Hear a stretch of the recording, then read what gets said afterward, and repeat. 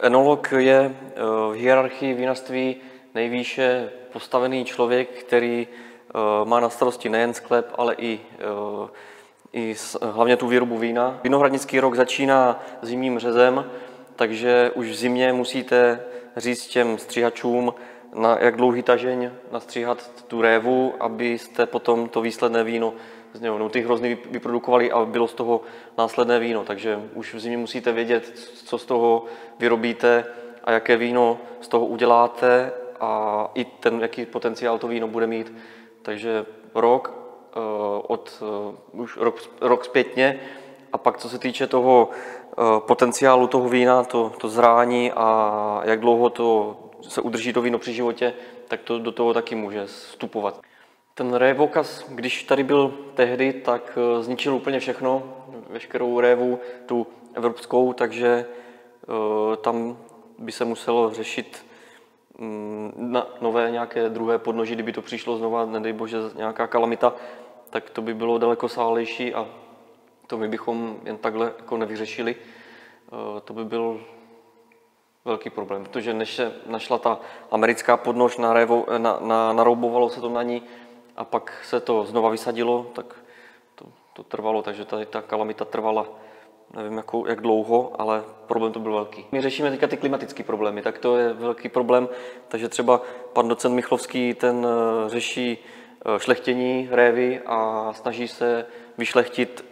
révu nebo odrůdu, která bude teda odolná i vůči těm houbovým chorobám, ale i bude mít kyselinu, protože jak se otepluje, tak tady máme problém s nízkýma kyselinama a s vysokýma cukrama, takže nějaký kompromis, nějaký průsečík hledá a jak je ten směr k té ekologii, k té zelenosti a tak se snaží najít nějakou rezistentní odrůdu, která se nebude muset tak ošetřovat chemicky, že se sníží náklady a zvýší se tady jakože i ta produkce toho, že tam může být toho víc a můžeme být konkurenceschopní v souvislosti se světem. Takové filozofické otázky jsem měl mnohokrát, to jsem nad tím přemýšlel, uvažoval,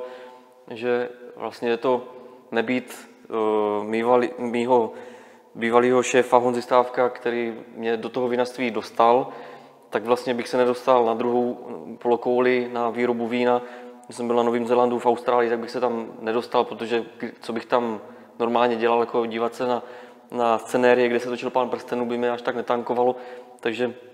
nebýt toho člověka, který mě dostal do tohohle oboru a nebýt tohohle oboru, ve kterém se pohybuju, tak jsem třeba nedostanu ani do New Yorku, kde jsem byl letos hodnotit vína, nebo prostě kamkoliv my jedeme na dovolenou, tak říkám manželce, no musí tam se pěstovat i hrozny, vyrábět víno a musíme součástí se válení někde jít i po těch vinařstvích a chutnat nějaká vína. Takže tohle je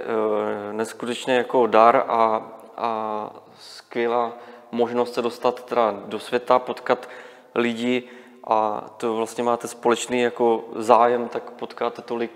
tolik lidí s společnou tady nějakou touhou po víně, po suprovém víně, tak jak víno zbližuje, tak i z té profesní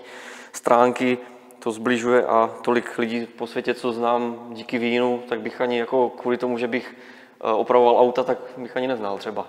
nebo vařil jídla, nebo já nevím, co bych jako jiný udělal. Takže jako je to skvělý obor a je to hodně kreativní, takže spoustu lidí říká, že to je jako taková, že to je umění, že vlastně jste jako jak malíř nebo nějaký zpěvák nebo kdokoliv jiný, že to tam do toho dáváte tu kreativitu, takže vy vlastně že to není výroba vína, ale jak říká docent Michlovský, je to tvorba vína, že vy jako tvoříte a nevyrábíte, jak vyrábíte součástky tam na jako šroubky a tak, ale tvorba jako je to kreativní práce, která se ani ne jako technicky řečeno transformace něčeho z těch hroznů transformujete, to je taky jako hrozný slovo podle docenta, tak že to vlastně tvoříte z toho ovoce, ten božský nápoj, který má tolik nuancí, tolik chutí, že to je tak skvělé pití. To není to alkohol, jak politici teďka řeší, že to je prostě alkohol a ale to není jak pivo, který uvaříte během roku 100krát, nebo každý den můžete vařit, ale to je prostě máte jednu šanci v roce a když ji pokazíte, tak pak to stojí za nic a tak. Takže kvalitní víno se rodí ve vinici, tak právě i ten enolog právě musí dozorovat, mentorovat, co se v tom vinohradě se děje a směřovat už ty pracovníky, všechno tady jak to vypadá ta réva, tak už tady tím to směřovat, aby ten výsledný produkt v té sklenici byl co nejlepší. A pak to, co přivezou do toho sklepa, tu surovinu, tak už to je jenom z části ta tvorba, protože už máte něco, s čím musíte pracovat. A když to není kvalitní, tak to možná se vystříhne, že zrovna bič se neuplete, a když se uplete, tak se s ním nemrskne, a když se s ním mrskne, tak jste od výkalu. Nejen teda jako vyrábím vína, ne, že bych se schovával ve sklepě, já se v něm jsou rád, ale na druhou stranu mám i rád společnost, ale právě díky tomu chodím třeba dělat ty degustace anebo hodnotit vína,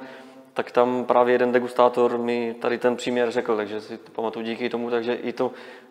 setkávání s lidma je přínosný pro toho vinaře. Není to ten člověk ten strýc s tím napuchlým červeným nosem, který je někde zašitej ve sklepě mezi bečkama a furt to koštuje dokola a říká, mám to dobrý, mám to lepší než soused, nebo mám to lepší než kdokoliv jiný. To jsou taky ty sklepní brýle, to je taky hodně špatně. Ale je potřeba ty vína ochutnávat, srovnávat, navštěvovat se s ostatníma vinařema a mít ten rozhled a obzor, který je jako důležitý, protože jinak, když se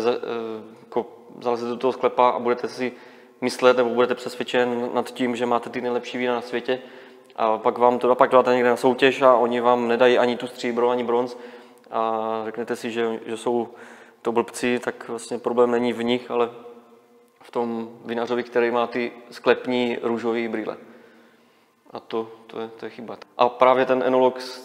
ten se dá vystudovat na vysoké škole. Už to není to nějaký jako obor, že vlastně máte výuční list, to ani vlastně to ne, ale už i na vysoké škole se dá vystudovat vinařství, vinohradnictví a je to dost jako probádaný obor, který v sobě, do kterého vlastně vstupují spoustu ještě dalších jiných odvětví nebo oborů, jako botanika, pedologie, pak ta vinohradnická mechanizace, můžete vidět ty traktory, jak vlastně napojit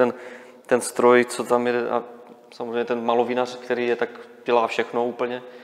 takže z toho spoustu i chemie, jak vlastně ty procesy, jak tam v tom víně, jaký jsou, co ten oxid siřičitý, jako,